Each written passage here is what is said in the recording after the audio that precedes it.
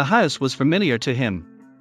Its retiled roof, fixed windows, and shutters were visible from the driveway.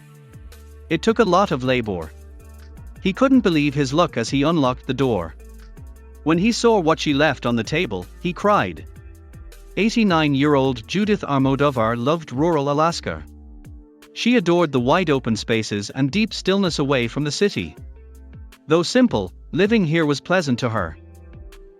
She had married her soulmate 69 years earlier, had 2 children, and was content to sit on the porch with him as they aged. Tragedy struck. Willie, Judith's husband, became sick. He died unexpectedly from pneumonia after a few days in the hospital. Devastated, Judith. Despite their advanced age, she had never considered what she would do if Willie died first. She couldn't accept his death. She was lost without him. Unfortunately, Judith's children never loved rural Alaska. As soon as they could leave home, they moved to Washington state. Since Judith was alone, her daughters offered to take her in, but she couldn't leave her home. She had deep roots in Alaska for reasons only Willie understood. 5-year-old Judith moved to Alaska with her parents. She married her first day of school boyfriend. Willie built them a 1-bedroom cottage on a family member's ranch. But the temporary fix became a permanent issue. When Willie died, the little house he built felt like it had been repaired 1,000 times. It bothered Judith's daughters. If you like my videos, don't forget to like or subscribe. Thanks in advance. They kept telling her to tear it down, pack up, and move to Washington. Judith refused. How could she repair everything alone? The neighbors on the next ranch offered to help Judith because they were friends. They were too old to do the constant manual labor needed to keep the house in livable condition. They also had issues. John Turley was 25. He returned to his parents after years of homelessness. However, John found the small Alaskan town unwelcoming. John hated relying on his parents, but he couldn't find steady work. John, Judith's solution. John, young and strong, offered to help Judith with the house. He fixed the leaky roof, added insulation, fixed the shutters, and did dozens of other odd jobs to make Judith's life better. He refused Judith's payment. He owed her a lot. John's arrival spread quickly through the close-knit community. He was homeless. Everyone stared and whispered. He was called a bum, leech, and worse.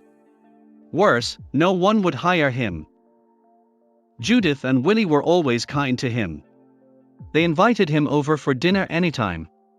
John promised to help Judith to repay their kindness. He couldn't have known fate's course. John cared for Judith as promised. He bought her groceries, cleaned her house, and repaired everything. His company bonded Judith. Judith tried to repay John without giving him money. She knitted scarves, repaired clothes, and cooked him dinner every night. Not everyone liked the arrangement. John's parents were upset when they learned he had worked for Judith for free. After supporting him for years, they wanted him to work so he could pay the bills. They were furious that he couldn't find a job because he spent so much time at Judith's house. Something must give. John's parents had enough. They forced him to work or leave. John understood their predicament, but he was surprised they disapproved of him helping Judith. Judith was well-liked and always helped others. His choice was impossible. John chose. He packed to return to the streets. His parents didn't want him homeless again, but they wouldn't support him either. He returned to the city and left everything behind because rural Alaska offered no opportunities for him. Judith? Judith struggled without John. She couldn't bring herself to leave it all and move to Washington, despite her daughter's insistence. This old house held all her happy memories. She would leave Willie and part of herself. After 3 weeks, something happened that decided her. 3 weeks after John left, Judith tried to survive. She cleaned the house as much as her old bones could and told herself things would work out. However, her bare foot slipped off the top rung of a stepladder while she was carefully retrieving a box of old photos from her wardrobe. Judith steadied herself as her foot slipped. Falling into nothingness was brief. She fell hard, repeating, "Please God, please God." She fell and opened the photo box, scattering dozens of old Polaroids. Blackness ensued. Judith awoke to a searing right hip pain. She froze. She cried. She did not want to die alone on the bedroom floor, proving her daughter's right. She needed help. She pulled herself to the phone with her arms. She dialed and whispered, "Ambulance," into the receiver. They came hours later. The paramedics carefully lifted Judith onto a flatboard and into the ambulance. The hospital doctor told her she had broken her hip and a concussion, which was serious for her age. He had to report her daughter's fate. Judith knew her mistake would be costly. Indeed. Judith's daughters arrived the next morning, and it was decided Judith would move to a Washington assisted living facility for proper care. She argued and begged for her beloved home. No use. She had to leave Alaska, and herself, behind. What about her house? Judith's daughters didn't want to see their childhood home because it made their mother miserable. They believed that condemning the house sooner would benefit everyone. They only stayed long enough to pack up Judith's favorite things and left the worn-out furniture. Judith had one odd request. Judith moved into a retirement home near her daughters at their expense after hip surgery. She hated it all. She'd always been fiercely independent. Now, she had to abide by the facility's house rules like she was a child. She couldn't worry about that now. She had one final task. For months since the accident, Judith refused to demolish the house, even though her daughters did. The house represented her late husband's love to her.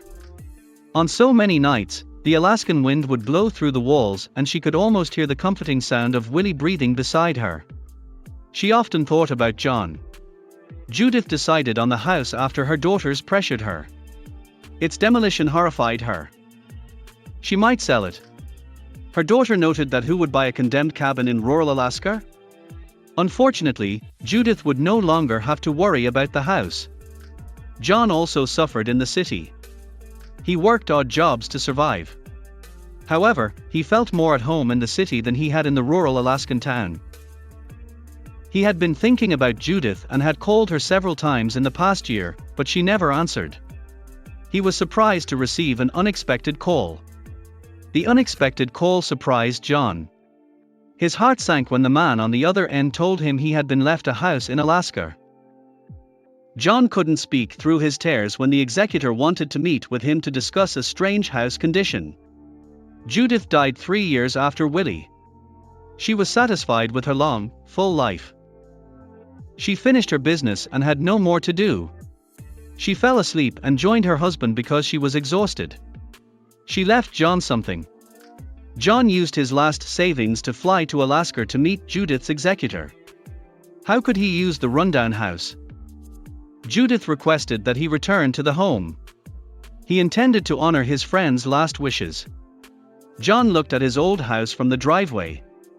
He hung the shutters, retiled the roof, repaired the windows, and dozens of other things while there. He was astonished. He unlocked and entered. He cried when he saw what she left on the table. His name was on a suitcase on the kitchen table. Dozens of envelopes. 2 were marked, for fixing the roof and for buying groceries. John cried as he opened each envelope and found dollar bills. Judith had saved every penny to repay him for the housework. He always refused, but now he had to. Thanks for watching. I'll see you again in the next video.